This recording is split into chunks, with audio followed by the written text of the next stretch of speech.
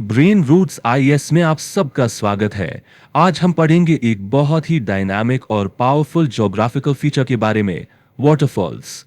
तो सबसे पहला और सबसे जरूरी सवाल, आखिर ऐसा होता क्यों है? नदियां जो हजारों किलोमीटर का सफर आराम से तय करती हैं, अचानक एक जगह पर आकर इतनी ऊंचाई से नीचे क्यों गिर जाती हैं? देखने में तो ये एक सिंपल सा सवाल लगता है, लेकिन इसके पीछे जियोमॉर्फोलॉजी की एक पूरी कहानी है। आज की इस क्लास में हम इसी कहानी को, इसी क्यों को डिकोड करेंगे। हम समझेंगे कि एक वाटरफॉल बनने का कोर मैकेनिज्म क्या है, इनके अलग अलग टाइप्स क्या होते हैं जो इनके बनने की अलग अलग दास्तान सुनाते हैं। फिर ऑफ कोर्स हम इंडियन कॉन्टेक्स्ट में इनके कुछ बेहतरीन एग्जाम्पल्स देखेंगे। और सबसे आखिर में सबसे इंटरेस्टिंग बात कि ये आखिर हमेशा के लिए क्यों नहीं रहते। तो चलिए शुरू करते हैं। तो चलिए बिल्कुल बेसिक से शुरू करते हैं। सबसे पहले ये जो फिनोमिनन है जिसमें एक नदी अचानक नीचे गिरती है, इसे आखिर डिफाइन कैसे किया जाता है? Let's get the definition right. Technically, a waterfall is defined as a vertical drop of an enormous volume of water from a great height in the longitudinal profile of a river. अब यहाँ दो तीन चीजें बहुत important है। पहला, enormous volume, यानी ये कोई छोटी मोटी धारा नहीं है, पानी का वॉल्यूम बहुत ज्यादा है। दूसरा, ग्रेट हाइट। और तीसरा, सबसे जरूरी टेक्निकल टर्म, लॉन्जिट्यूडनल प्रोफाइल। एक नदी का लॉन्जिट्यूडनल प्रोफाइल क्या होता है? बस इतना इमेजिन कीजिए कि आप नदी को साइड से देख रहे हैं, जहां से वो शुरू होती है उसके सोर्स से लेकर उसके एंड तक, जहां वो समुद्र में मिलती है। ये जो साइड व्यू कर्व बनता है ना, उसे ही लॉन्जिट्यूडनल प्रोफाइल कहते हैं।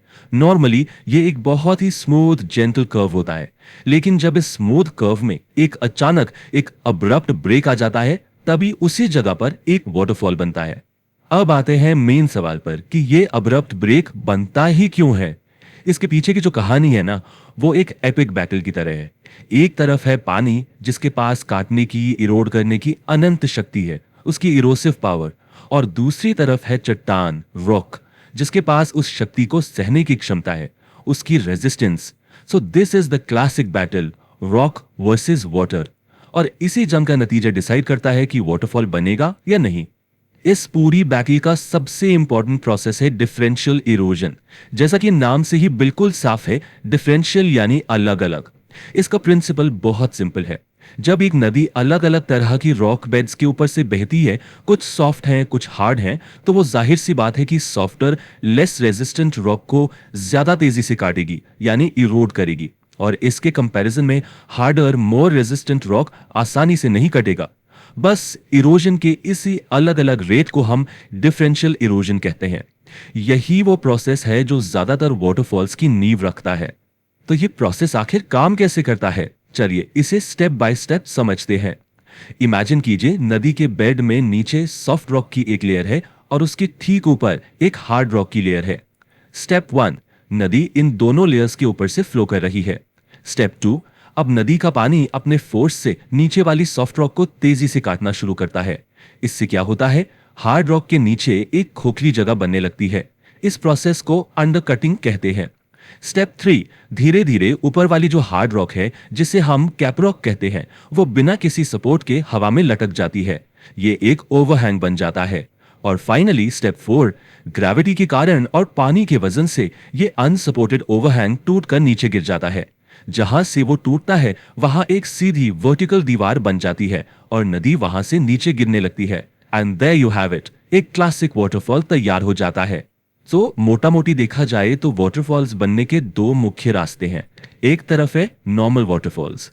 इन्हें नॉर्मल इसलिए कहते हैं क्योंकि यह नदी के नॉर्मल इरोजनल वर्क का नतीजा है, जो अलग अलग रॉक रेजिस्टेंस की वजह से बनते हैं। यह नदी की लाइफ साइकिल का एक नेचुरल हिस्सा है। दूसरी तरफ है माइनर वाटरफॉल्स। अब यहां माइनर का मतलब छोटा नहीं है, बिल्कुल नहीं। इसका मतलब है कि ये नदी के नॉर्मल साइकिल में किसी बाहरी यानी एक्सटर्नल जियोलॉजिकल इंटरप्शन की वजह से बनते हैं, जैसे अचानक जमीन का ऊपर उठ जाना। आइए अब इन दोनों कैटेगरीज को थोड़ा डिटेल में समझते हैं। पहले बात करते हैं नॉर्मल वाटरफॉल्स की। ये वो फॉल्स हैं जिनका डिजाइन, जिनकी लोकेशन और जिनका होना या ना होना पूरी तरह से वहां की जियोलॉजी पर डिपेंड करता है। यानी उस जगह की चट्टानों की बनावट ही सब कुछ डिसाइड करती है। यहां पर आर्किटेक्ट जियोलॉजी ही है। इसका सबसे क्लासिक एग्जाम्पल है कैप रॉक फॉल्स। ये आमतौर पर वहां बनते हैं जहां ऐसी सेडिमेंट्री रॉक्स की लेयर्स होती हैं जिसमें एक रेजिस्टेंट हॉरिजॉन्टल रॉक लेयर यानी कैप रॉक एक कमजोर रॉक लेयर के ठीक ऊपर होती है। इसका सबसे परफेक्ट एग्जाम्पल है दुनिया का मशहूर नायाग्रा फॉल्स। वहां पर क्या है, ऊपर एक बहुत ही सख्त डोलोमेटिक लाइमस्टोन का कैप रॉक है और उसके नीचे नरम रॉचेस्टर शेल की लेयर्स हैं। नायाग्रा नदी इन सॉफ्ट शेल्स को बड़ी आसानी से इरोड कर देती है, जिससे लाइमस्टोन का कैप रॉक हवा में लटकता रहता है और टाइम टू टाइम टूटता रहता है। ये वही क्लासिक मैकेनिज्म है जिसे हमने अभी अभी डिस्कस किया था। तो अब आप सोचेंगे कि क्या ये सिर्फ नायाग्रा में होता है? बिल्कुल नहीं। चलिए अब इंडिया आते हैं। हमारे देश में भी शानदार कैप रॉक फॉल्स हैं, खासकर रेवा और रोहतास के पठारी इलाकों में, क्योंकि वहां ऐसी ही लेड सेडिमेंट्री रॉक स्ट्रक्चर्स पाई जाती हैं। कुछ बड़े नाम हैं। मध्य प्रदेश में बिहार नदी पर 127 मीटर ऊंचा चाचाई फॉल्स, महाना नदी पर 98 मीटर का केवडी फॉल्स और ओडा नदी पर 145 मीटर का ओडा फॉल्स। ये सभी क्लासिक कैप रॉक फॉल्स के बेहतरीन इंडियन एग्जाम्पल्स हैं। Okay, so that was normal falls. अब चलते हैं दूसरी कैटेगरी की तरफ, माइनर फॉल्स। इन्हें आप जमीन पर होने वाले अचानक ड्रामेटिक बदलावों का नतीजा मान सकते हैं। ये बदलाव नदी के शांत रास्ते में एक प्लॉट ट्विस्ट या इंटरप्शन ले आते हैं, जिससे नदी को गिरने के लिए एक नई ऊंचाई मिल जाती है। इस कैटेगरी में सबसे पहले आते हैं फॉल्ट फॉल्स।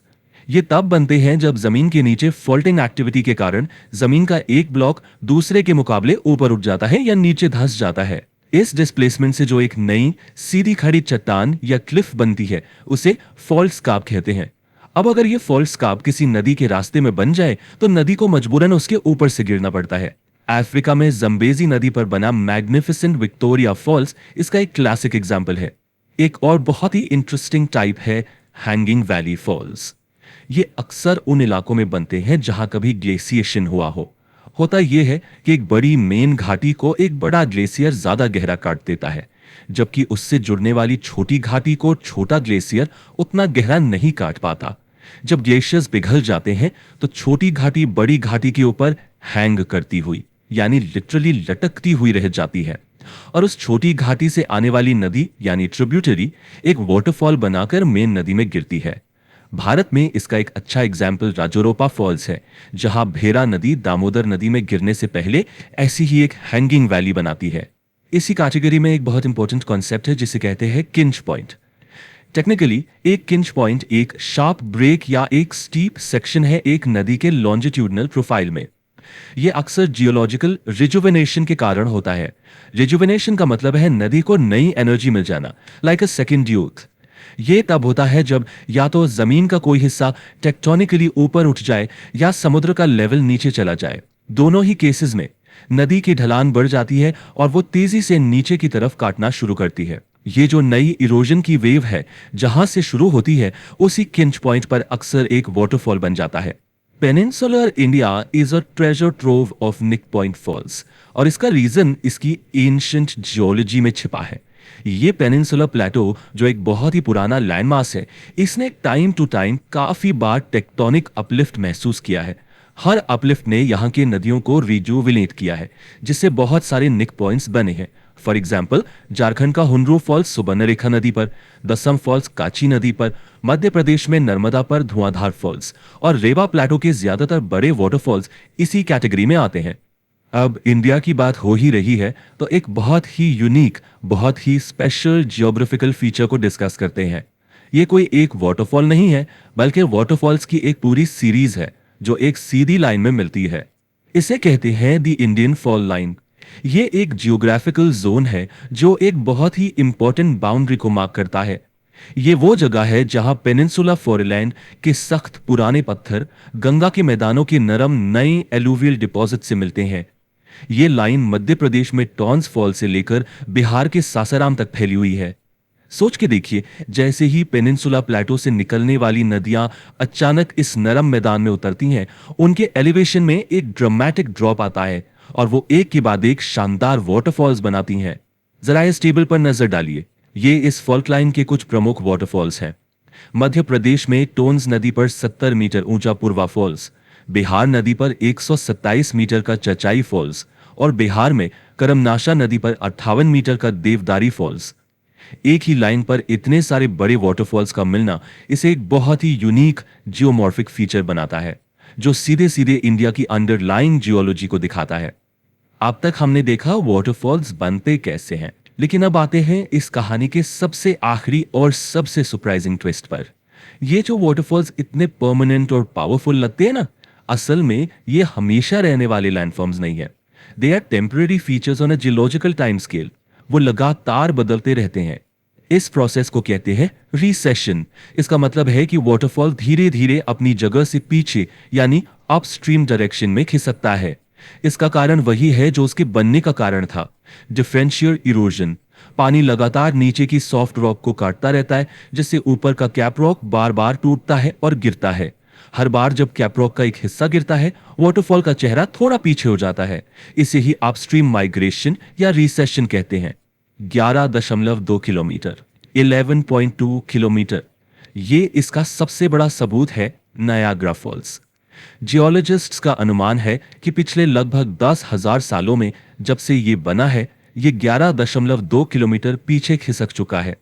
हिस्टोरिकली इसकी रिसेशन रेट लगभग 1 मीटर पर ईयर थी। ऑफ कोर्स आजकल सिविल इंजीनियरिंग प्रोजेक्ट से इस रेट को काफी कम कर दिया गया है, लेकिन रिसेशन का नेचुरल प्रोसेस आज भी जारी है। Waterfalls and rapids are not permanent landforms. तो आखिर इनका अंत कैसे होता है? वेल, एक दिन वो गायब हो जाते हैं। ये तब होता है जब नदियां इरोजन करते करते अपने पूरे रास्ते को समतल कर लेती हैं और अपना ग्रेडेड प्रोफाइल ऑफ इक्विलिब्रियम हासिल कर लेती हैं। ये ग्रेडेड प्रोफाइल एक नदी की अल्टीमेट शांति की अवस्था है, एक परफेक्ट स्मूथ कर्व, जहां उसके पास बस इतनी ही एनर्जी होती है कि वो अपने सेडिमेंट लोड को आगे ले जा सके, न ज्यादा इरोजन करे न डेपोजिशन। वाटरफॉल इस ग्रेडेड प्रोफाइल में एक बहुत बड़ी रुकावट है। नदी लाखों सालों तक इस रुकावट को हटाने की कोशिश करती है और आखिर में वो इसे हटा देती है। तो ये हमें एक बहुत ही इंटरेस्टिंग सवाल के साथ छोड़ जाता है। अगर वाटरफॉल्स लगातार पीछे जा रहे हैं और आखिर में गायब ही हो जाएंगे, तो आज से लाखों साल बाद हमारे नदियों के लैंडस्केप्स कैसे दिखेंगे? ये सवाल हमें जियोलॉजिकल टाइम के विशाल पैमाने के बारे में सोचने पर मजबूर करता है। अगर आपको ये लेक्चर हेल्पफुल लगा तो चैनल को लाइक, शेयर और सब्सक्राइब जरूर करें।